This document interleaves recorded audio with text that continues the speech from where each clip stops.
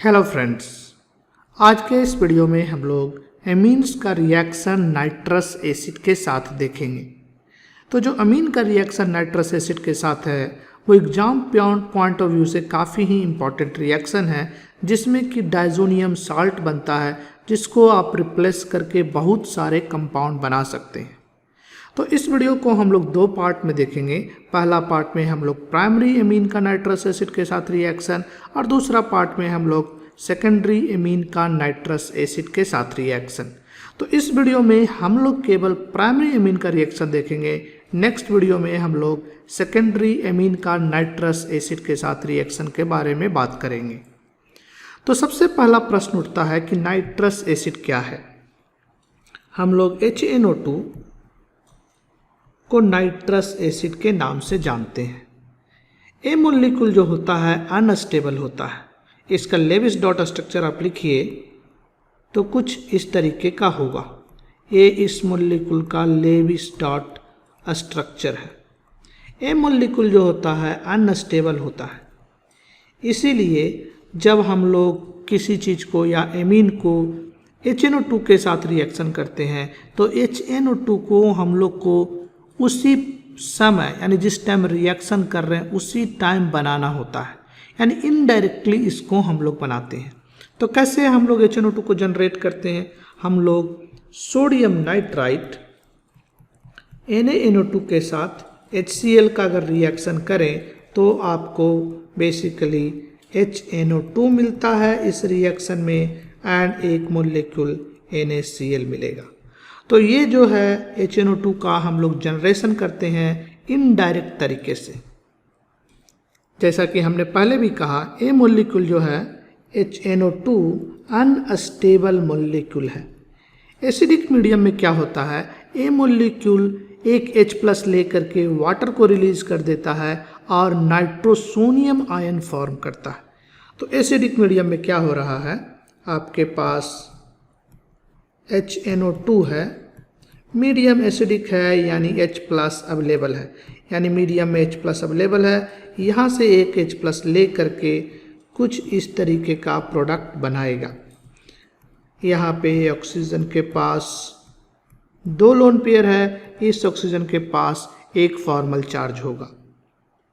अब जैसे ही ये स्पेसिस देखते हैं आपको ये दिखना चाहिए कि यहाँ एक वाटर मोलिक्यूल जो है फॉर्म हो चुका है, यानी आसानी से हम H2O जो कि एक गुड लिविंग ग्रुप है निकाल सकते हैं।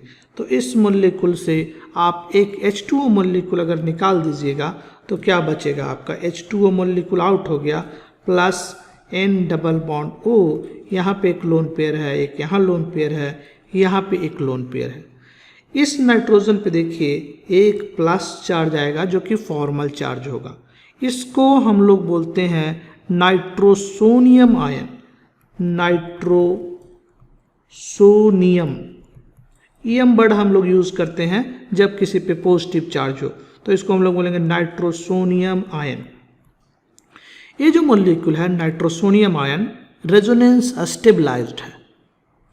तो आप चाहें तो एक इसका दूसरा रेजोनेटिंग स्ट्रक्चर लिख सकते हैं। आपको ए मॉलिक्यूल है नाइट्रोसोनियम आयन, यहाँ पे एक पॉजिटिव चार्ज है। क्या हो सकता है, ऑक्सीजन जो है अपना लोन पेयर इधर दे दे तो ए हो जाएगा आपका, इसके पास 3 बॉन्ड हो जाएगा, एक यहाँ बॉन्ड है, एक यहाँ बॉन्ड है, ऑक्सीजन के पास प्लस चार्ज है। तो ये दोनों रेजोनेटिंग स्ट्रक्चर है। इस रेजोनेटिंग स्ट्रक्चर में हर एटम का, यानी नाइट्रोजन को भी ऑक्टेट कंप्लीट है, ऑक्सीजन का भी ऑक्टेट कंप्लीट है। तो ए वाला जो रेजोनेटिंग स्ट्रक्चर है बहुत ही ज़्यादा स्टेबल होगा, ऑक्टेट कंप्लीट। इस केस में हर एटम का जो ऑक्टेट है वो कंप्लीट है। अगर इस मोलिक्यूल को देखिएगा तो आप एक चीज़ और कह सकते हैं कि इस मोलिक्यूल पे यानी नाइट्रोसोनियम आयन पे एक पॉजिटिव चार्ज है, यानी किसकी तरह एक्ट करेगा, नाइट्रोसोनियम आयन जो है एक इलेक्ट्रोफाइल की तरह बिहेव करेगा। इलेक्ट्रोफाइल क्योंकि पॉजिटिव चार्ज है, इस पर कोई एक न्यूक्लियोफाइल अटैक कर सकता है। अब इम्पोर्टेंट बात यह है कि जब भी रिएक्शन होता है नाइट्रोसोनियम आयन का इलेक्ट्रोफाइल की तरह, तो नाइट्रोजन का जो सेंटर है उस पे अटैक होगा, ऑक्सीजन के सेंटर पे अटैक नहीं होगा। यानी जो बॉन्ड बनेगा वो नाइट्रोजन के साथ बॉन्ड बनेगा। तो इस बात को आप याद रखिएगा, नाइट्रोसोनियम आयन पे जब भी अटैक होगा तो नाइट्रोजन पे अटैक होगा। कहने का मतलब ये हुआ कि इस रेजोनेटिंग स्ट्रक्चर को हम लोग लेंगे और इस पे किसी चीज़ का अटैक कराएंगे। तो चलिए हम लोग प्राइमरी एमीन का HNO2 के साथ रिएक्शन देते हैं। HNO2 कहने का मतलब हुआ नाइट्रोसोनियम आयन, क्योंकि HNO2 जो कि है अनस्टेबल है वो नाइट्रोसोनियम आयन में कन्वर्ट हो जाएगा। यानी प्राइमरी एमीन का HNO2 के साथ रिएक्शन मतलब कि प्राइमरी एमीन का नाइट्रोसोनियम आयन के साथ रिएक्शन। तो हम लोग देखते हैं प्राइमरी एमीन का रिएक्शन। प्राइमरी एमीन क्या हो जाएगा, RNH2, यही आपका प्राइमरी एमीन है। इसका HNO2 के साथ रिएक्शन। अब जब हम HNO2 करें इसका मतलब मैकेनिज्म हम लिखेंगे तो इसमें नाइट्रोसोनियम आयन को हम लोग लेंगे। तो पहला स्टेप में क्या होगा, पहला स्टेप में एमीन का न्यूक्लियोफिलिक अटैक हो जाएगा। आपके पास एक एमीन दिया हुआ है, प्राइमरी एमीन है, और आपके पास नाइट्रोसोनियम आयन है। जैसा कि हमने अभी कहा था, आप अटैक नाइट्रोजन पे करेंगे तो इस नाइट्रोजन पे अटैक कर दीजिए। तो ये आपका क्या है, न्यूक्लियोफाइल है। जो आपका एमीन है वो न्यूक्लियोफाइल है और नाइट्रोसोनियम आयन इलेक्ट्रोफाइल है। तो क्या प्रोडक्ट हो जाएगा, यहाँ हो जाएगा RNH, नाइट्रोजन पे एक फॉर्मल चार्ज आएगा और नाइट्रोजन के साथ एक डबल बॉन्ड बन जाएगा, सिंगल बॉन्ड बन जाएगा, और नाइट्रोजन ऑक्सीजन के साथ एक डबल बॉन्ड है और नाइट्रोजन पे अब प्लस चार्ज नहीं है, इस नाइट्रोजन पे प्लस चार्ज है। इसका भी, इस स्ट्रक्चर का भी रेजोनेटिंग स्ट्रक्चर होगा जिसको कि आप लिख सकते हैं। और इस मॉलिक्यूल में नाइट्रोजन पे एक पॉजिटिव चार्ज है, इसको कैसे आप खत्म करेंगे। आपके पास वाटर मॉलिक्यूल है, वाटर बेस की तरह एक्ट करेगा और यहाँ से एक हाइड्रोजन को ले लेगा और ये बॉन्ड पेयर जो है लोन पेयर में कन्वर्ट हो जाएगा। अगर ऐसा हुआ तो ए कंपाउंड आपका आउट हो जाएगा, N डबल बॉन्ड O, यहाँ पे एक लोन पेयर होगा। इसको हम लोग बोलते हैं N नाइट्रोसोएमीन। ये जो प्रोडक्ट है इसको हम लोग बोलते हैं N नाइट्रोसोएमीन। क्यों ऐसा बोल रहे हैं, बड़ा सिंपल है। आप देखिए नाइट्रोजन से क्या ग्रुप लगा हुआ, नाइट्रोसो ग्रुप लगा हुआ, इसलिए हमने N के बाद लिख दिया नाइट्रोसो। और ये है क्या, एक बेसिकली ये एमीन है, इसलिए हम लोगों ने इसको अमीन लिखा। इसीलिए इस कंपाउंड का जो नाम है N नाइट्रोसोएमीन है। तो ये तो हुआ पहला स्टेप अमीन का HNO2 के साथ रिएक्शन में, प्राइमरी एमीन का। यानी पहले स्टेप के अंत में आपको N नाइट्रोसोएमीन मिला। स्टेप 2 में क्या होगा, आपके पास एक N नाइट्रोसोएमीन है, मतलब RNH, N double bond O। अब आप खुद ही बताइए नेक्स्ट स्टेप में क्या हो सकता है। आपको याद होगा ट्रायड सिस्टम, अगर ऐसा कोई सिस्टम होता था X by double bond Z और X से हाइड्रोजन लगा हो, तो इस तरह का मॉलिक्यूल जो है क्या हो जाता है, टॉटोमेराइज हो जाता है। यानी A बॉन्ड इधर आया, A बॉन्ड यहाँ आया और Z के साथ हाइड्रोजन जुट गया, यानी X बाई Z H। ये जो है हम लोग पहले पढ़ चुके हैं टॉटोमराइजेशन के चैप्टर में। सेम ही चीज़ है, यहाँ पे एक कंपाउंड जो है टॉटोमराइज कर जाएगा। यहाँ पे नाइट्रोजन से हाइड्रोजन लगा हुआ है जो कि शिफ्ट होकर के ऑक्सीजन पे आ जाएगा टॉटोमराइजेशन के बाद। यानी सेकेंड स्टेप में आपका क्या हो रहा, सेकेंड स्टेप में टॉटोमराइजेशन हो रहा।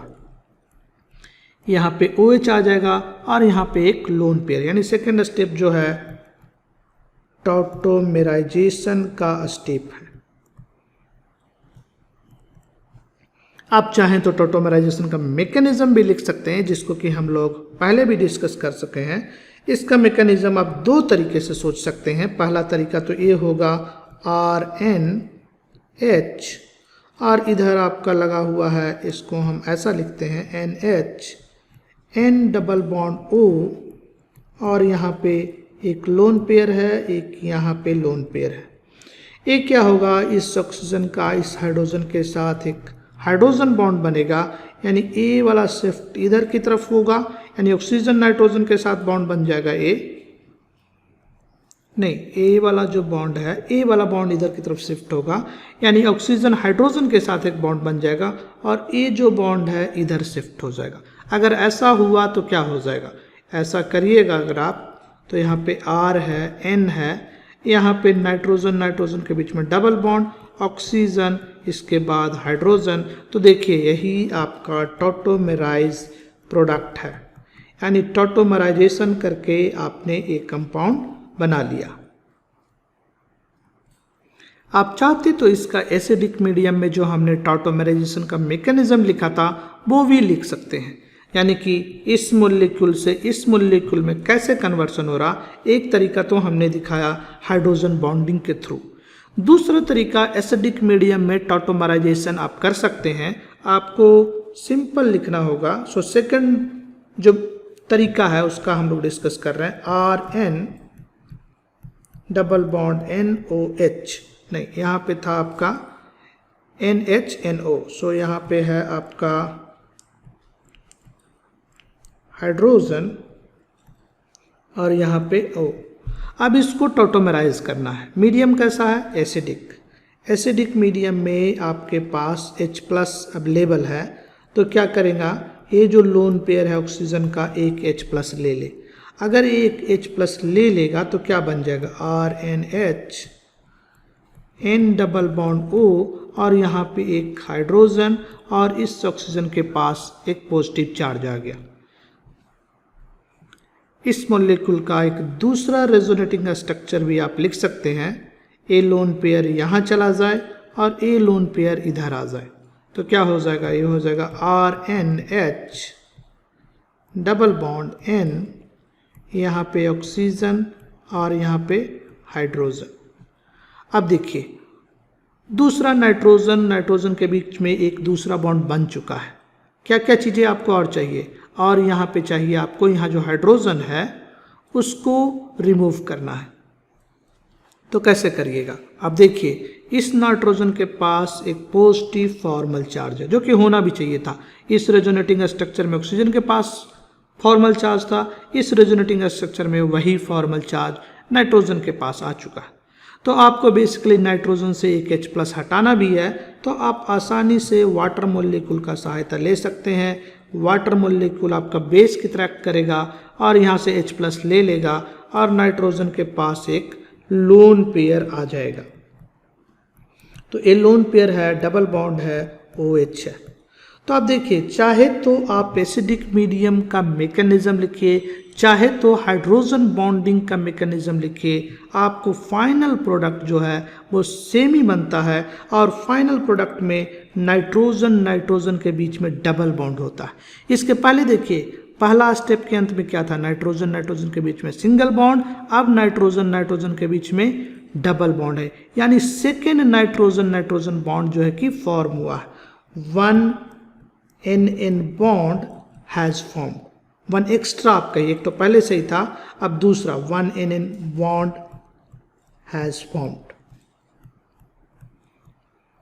तो आपको हमने टॉटोमराइजेशन का 2 तरीका बताया। पहला तरीका तो था हाइड्रोजन बॉन्डिंग के थ्रू, तो ये हो गया ऑप्शन 1, हाइड्रोजन बॉन्डिंग के थ्रू आप कर सकते थे।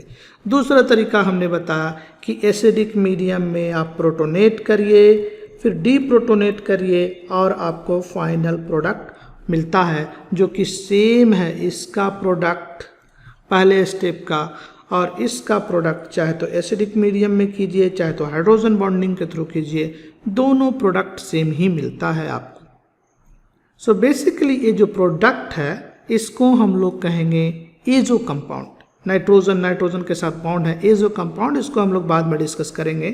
थर्ड स्टेप में क्या होता है, loss of water. Step 3 protonation होगा इस कंपाउंड का और लॉस ऑफ वाटर होगा, यानी ये जो कंपाउंड बना इसमें आप देख सकते हैं कि प्रोटोनेशन हो सकता है। RN डबल बॉन्ड NOH, इसको प्रोटोनेट करिए तो ऑक्सीजन के पास प्रोटोनेट करिएगा। एसिडिक मीडियम है, H3O+ अवेलेबल है, यहाँ से एक H+ ले लेगा तो A बेसिकली आपका जा कर के OH2 प्लस हो गया, यानी प्रोटोनेट हो गया। नेक्स्ट स्टेप में यहाँ से आप एक H2O मोलिक्यूल रिलीज कर सकते हैं, Rn double bond N OH2, यहाँ पे लोन पेयर है, इस पे प्लस चार्ज है, यहाँ से आप एक मोलिक्यूल हटा सकते हैं वाटर का, तो आपको जो बनेगा Rn डबल बॉन्ड N, और इस नाइट्रोजन पे एक फॉर्मल चार्ज होगा, एक वाटर मोलिक्यूल रिलीज हो जाएगा। इसी मोलिक्यूल को हम लोग बोलते हैं डायजोनियम कटायन। बेसिकली अगर आपने NaNO2 प्लस HCl लिया था तो यहाँ पे Cl माइनस भी रहेगा, यानी इसको हम लोग बोलेंगे डायजोनियम साल्ट। डायजोनियम साल्ट, यानी इस रिएक्शन के अंत में आपको एक डायजोनियम साल्ट मिलता है, डायजोनियम कटायन और Cl माइनस का एनायन। बेसिकली जो डायजोनियम कटायन है उसका एक रेजोनेटिंग स्ट्रक्चर भी होगा। ये रेजोनेटिंग स्ट्रक्चर है जो कि आप कुछ इस तरीके से लिख सकते हैं। इसको यहाँ ले आइए तो ये लोन पेयर जो है बॉन्ड पेयर में कन्वर्ट हो जाएगा और इस नाइट्रोजन पे एक प्लस चार्ज होगा, यानी इसका दो रेजोनेटिंग स्ट्रक्चर है। अब जो डायजोनियम साल्ट है, यानी कि डायजोनियम कटायन जो है, बेसिकली इसको शॉर्ट में Rn2 प्लस भी लिख सकते हैं। क्या लिखा हुआ? Rn2 plus. अब जो R है ओपन चेन हो सकता है, एलिफैटिक चेन हो सकता है, या तो बेंजीन हो सकता है। तो जो एलिफैटिक होता है डायजोनियम कटायन वो काफ़ी ही अनस्टेबल होता है। हम कह सकते हैं aliphatic diazonium salts are unstable, यानी कि जैसे ही वो बनेगा किसी न किसी चीज़ से रिएक्ट कर जाएगा। बेसिकली होता क्या है कि एलिफैटिक डायजोनियम साल्ट को अनस्टेबल होने का रीज़न ये है कि यहाँ से N2 मोलिक्यूल को निकाल करके एक कार्बोकटायन जनरेट कर लेगा, इसीलिए ये रिएक्शन काफ़ी तेज़ी से होता है। इस रिएक्शन का होने का ड्राइविंग फोर्स क्या है? दो ड्राइविंग फोर्स है इसका। ड्राइविंग फोर्स, पहला तो ड्राइविंग फोर्स ये है इंट्रोपी। इंट्रोपी क्या होता है? कितना रैंडमनेस है। इधर साइड में एक मोलिक्यूल था, इधर साइड में दो मोलिक्यूल हो गया। रिएक्शन में इंट्रोपी जनरेट हो रहा, इसीलिए जो रिएक्शन है राइट के साइड में जाएगा।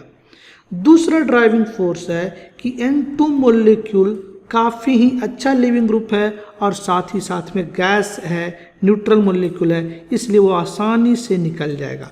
एक गुड लिविंग ग्रुप है, गुड लिविंग ग्रुप, इसलिए आपका जो नाइट्रोजन है आसानी से इस रिएक्शन में निकल जाएगा।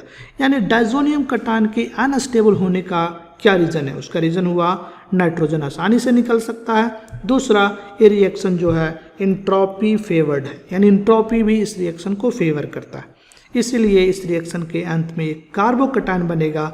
अगर आपका R जो है एलिफैटिक है, इस केस में हम कह रहे हैं R कैसा है? एलिफैटिक है।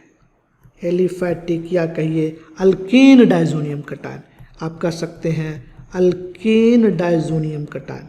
अल्केन डायजोनियम साल्ट जो होगा वो अनस्टेबल होगा, इसीलिए वो आसानी से एक मोलिक्यूल नाइट्रोजन का रिलीज करके एक कार्बोकटायन बनाएगा। अब जैसे ही कार्बोकटायन बनाया, डिफरेंट टाइप का रिएक्शन हो सकता है। कार्बोकटायन के साथ आपने कौन कौन सा रिएक्शन पढ़ा? या तो ये एलिमिनेट कर सकता है, एलिमिनेट करके अल्कीन बना सकता है, एलिमिनेशन रिएक्शन हो सकता है कार्बोकटायन पे। कार्बोकटायन पे सब्स्टिट्यूशन रिएक्शन हो सकता है, सब्स्टिट्यूशन, या तो कार्बोकटायन पे रीअरेंजमेंट रिएक्शन हो सकता है, रीअरेंजमेंट। तो ये तीनों पॉसिबिलिटी है कि प्राइमरी एमीन से जो करस्पॉन्डिंग डायजोनियम साल्ट बन रहा है, अगर एलिफैटिक है तो एलिमिनेट कर देगा या सब्स्टिट्यूट कर देगा या फिर रीअरेंज कर जाएगा। जैसे कि एक एग्जाम्पल लेते हैं, यहाँ पे हम लोग एक एग्जाम्पल ले रहे हैं। मान लीजिए आपके पास ए मोलिक्यूल दिया हुआ था CH2, यहाँ पे हाइड्रोजन को अलग से दिखा देते हैं। और इसका डाइजोनियम कटायन बन चुका है। यहाँ पे N2 प्लस Cl माइनस, ये diazonium cation, aliphatic diazonium cation, alkane diazonium cation. तो इसके साथ क्या क्या पॉसिबिलिटी है, क्या होगा? पहला तो हम कह सकते हैं कि ये जो डाइजोनियम कटायन है वो अनस्टेबल होगा। तो क्या क्या पॉसिबिलिटी है? पहला पॉसिबिलिटी तो ये है कि इस पे एलिमिनेशन हो जाए। अगर एलिमिनेशन होगा तो ये इधर आएगा और N2 मोलिक्यूल ऐसे भाग जाए, यानी CH3 double bond CH2 plus N2 molecule बाहर निकल आएगा और HCl आपके पास मौजूद होगा। तो ये तो हुआ एलिमिनेशन। एलिमिनेशन अगर होगा तो कुछ ऐसा बनेगा। दूसरा क्या पॉसिबिलिटी थी? दूसरा पॉसिबिलिटी है सब्स्टिट्यूशन का। सब्स्टिट्यूशन अगर हो, कहने का मतलब आपके पास पानी मोलिक्यूल है H2O, ये जो है इस पे अटैक कर जाए और सेम टाइम नाइट्रोजन को भगा लीजिए, तो उस टाइम पे क्या हो जाएगा? सब्स्टिट्यूशन।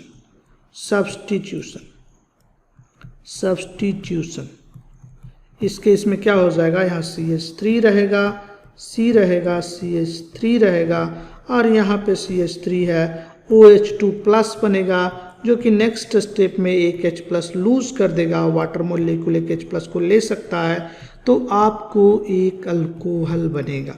यानी डाइजोनियम कटायन से आप अल्कोहल भी बना सकते हैं अगर वाटर एक्सेस में लिया है आपने और रिएक्शन में और कोई न्यूक्लियोफाइल नहीं है तो आपको अल्कोहल बन जाएगा। यानी एलिमिनेशन हो सकता है या तो सब्स्टिट्यूशन हो सकता है। अगर आपका अल्कीन प्राइमरी टाइप का होता तो उस केस में रीअरेंजमेंट भी हो जाता। मान लीजिए आपके पास एक दूसरा एग्जाम्पल में CH3 CH2 N2 plus Cl minus, a diazonium cation है। तो ये क्या क्या कर सकता है? एक तो आपका एलिमिनेशन होगा, तो हम इसका फाइनल प्रोडक्ट अगर लिखें तो एक एलिमिनेशन का प्रोडक्ट लिख सकते हैं जो कि ए होगा। दूसरा सब्स्टिट्यूशन का प्रोडक्ट लिख सकते हैं जो कि ए होगा, अल्कोहल यहाँ पे आ जाएगा। अब जो है इस केस में जो कार्बोकटायन बनेगा वो रीअरेंज भी कर सकता है। इस केस का कार्बोकटायन कैसा? प्राइमरी। अगर वो रीअरेंज हो जाए CH3 CH2 प्लस, एक कार्बोकटायन अगर रीअरेंज हो जाए तो क्या बना सकता है? सेकेंडरी कार्बोकटायन बना सकता है। CH3 सेकेंडरी कार्बोकटायन है, 2 डिग्री का कार्बोकटायन था, बनाएगा। पहले 1 डिग्री का कार्बोकटायन था। अब 2 डिग्री कार्बोकटायन से भी आपका एलिमिनेशन हो सकता है, सब्स्टिट्यूशन हो सकता है। एलिमिनेशन करिएगा तब तो आपको अल्कीन जो बनेगा वही बनेगा।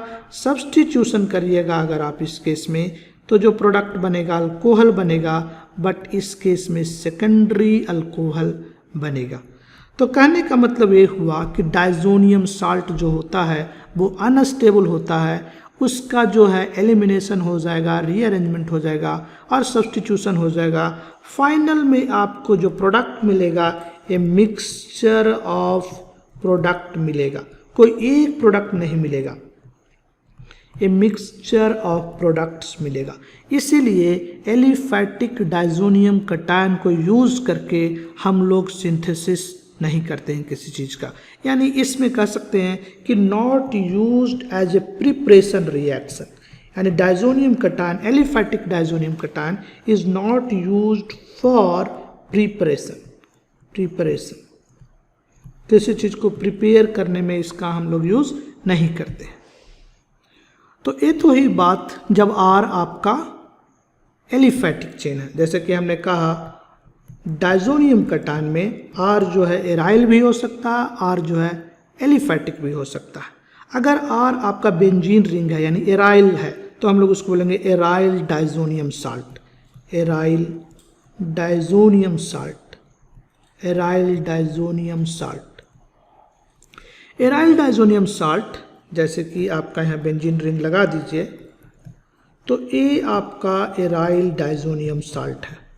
एराइल डाइजोनियम साल्ट जो होता अस्टेबल होता है लो टेम्परेचर पे, astable at low temperature. Low temperature पे ये स्टेबल होता है। इसका रीज़न है रेजोनेंस। अगर इस मॉलिक्यूल को आप लिखिएगा एराइल डाइजोनियम साल्ट को, या कहिए एराइल डायजोनियम कटायन को, तो यहाँ पे एक आपका प्लस चार्ज है, 3 बॉन्ड आप बना दीजिए, यहाँ पे एक प्लस चार्ज है। एक तो ये हो गया इसका रेजोनेटिंग स्ट्रक्चर। अब इसका मल्टीपल रेजोनेटिंग स्ट्रक्चर्स पॉसिबल है। आप क्या कर सकते हैं, इस बॉन्ड को यहाँ ले जाइए, इसको इधर खोल दीजिए, तो ये क्या हो जाएगा, आपका बेंजीन रिंग है, ए नाइट्रोजन है, यहाँ डबल बॉन्ड आ जाएगा, यहाँ पे एक लोन पेयर एक्स्ट्रा आ गया और यहाँ पे डबल बॉन्ड आ गया, ए बॉन्ड आपका चला गया, इसीलिए यहाँ पे एक पॉजिटिव चार्ज आ जाएगा। यहाँ पे आपके पास नाइट्रोजन के पास एक प्लस चार्ज होगा और इस नाइट्रोजन के पास एक माइनस चार्ज होगा। अब देखिए फॉर्मल चार्ज निकाल सकते हैं, 2 2 4 और यहाँ से 2 6 होना चाहिए था, 5 है 6, तो एक एक्स्ट्रा चार्ज है।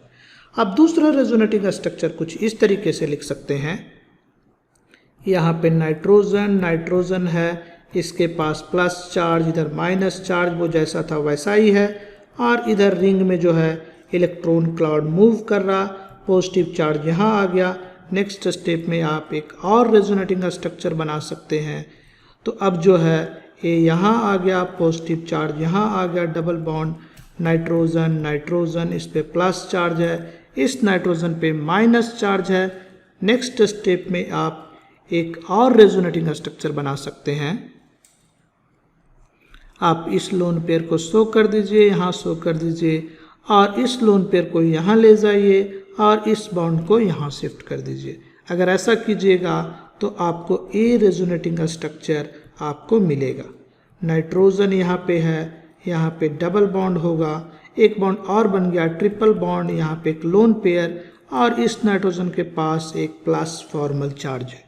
यानी जो करस्पॉन्डिंग डायजोनियम कटायन है, स्टेबलाइज हो रहा, डीलोकलाइजेशन हो रहा इलेक्ट्रॉन का। इसीलिए जो एराइल डायजोनियम कटायन होता है लो टेम्परेचर पे स्टेबल होता है। रीजन क्या है, रेजोनेंस। रेजोनेंस जो है, रेजोनेंस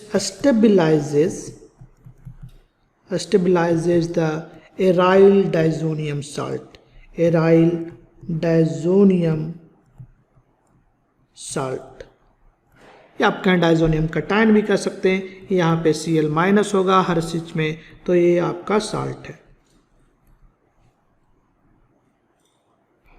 तो इस वीडियो में हमने देखा कि प्राइमरी जो एमीन है वो HNO2 के साथ रिएक्शन करके डायजोनियम कटायन बनाता है, और एलिफैटिक डायजोनियम कटायन स्टेबल नहीं होता है, उसमें एलिमिनेशन, सब्स्टिट्यूशन, रीअरेंजमेंट होता है, एक मिक्सचर ऑफ प्रोडक्ट बनता है। इसीलिए जो रिएक्शन है प्रिपरेशन के पॉइंट ऑफ व्यू से यूजफुल नहीं है।